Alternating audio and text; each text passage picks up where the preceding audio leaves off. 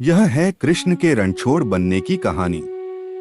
भगवान श्री कृष्ण का जन्म कंस का वध कर समस्त पृथ्वी लोक को उसके अत्याचारों से मुक्त कराने हेतु हुआ था। किशोरावस्था में ही वह गोकुल से मथुरा आ गए तथा दुष्ट कंस का वध किया।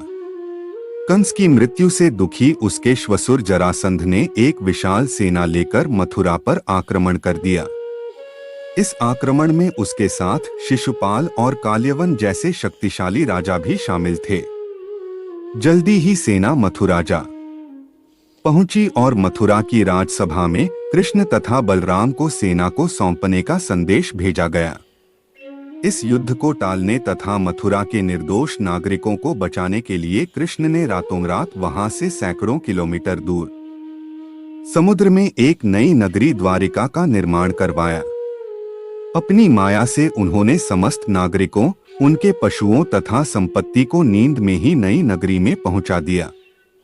अगले दिन सूर्योदय के समय कृष्ण तथा बलराम जरासंध की सेना के सामने जा पहुंचे और उसे लड़ने के लिए चुनौती दी। जैसे ही जरासंध और दूसरे राजाओं ने कृष्ण को मारने के लिए शस्त्र उठाए, दोनों भाई भागने लगे। उन भाइयों के पीछे जरासंध तथा काल्यवन जैसे राजा भी भागने लगे। कुछ ही देर में दोनों भाई बहुत आगे निकल गए और उनके पीछे केवल मात्र काल्यवन रह गया। उसे देवताओं ने वरदान दिया था कि उसकी हत्या किसी अस्त्र या शस्त्र से नहीं होगी।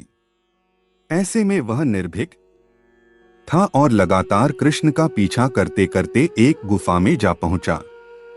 गुफा में राजा मुचुकुंद सो रहे थे, जिन्हें इंद्रदेव ने वरदान दिया था कि जो भी उन्हें उठाएगा वह उनके देखते ही जलकर भस्म हो जाएगा।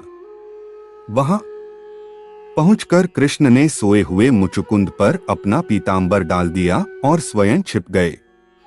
काल्यवन भी वहां जा पहुंचा और सोए हुए राजा मुचुकुंद पर पीतांबर देख उन्हें ही कृष्ण समझ बैठा।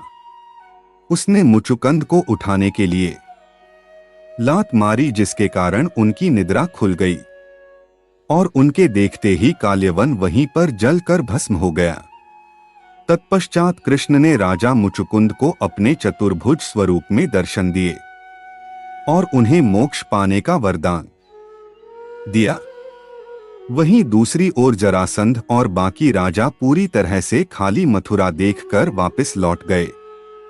युद्ध से भागकर कृष्ण ने रखा। देवताओं के वरदान का मान कृष्ण चाहते तो स्वयं भी काल्यवन और अन्य अधर्मी राजाओं का वध कर सकते थे, परंतु देवताओं के दिए वरदान का मान रखने के लिए ही उन्होंने काल्यवन को राजा मुचुकुंद के हाथों मरवाया।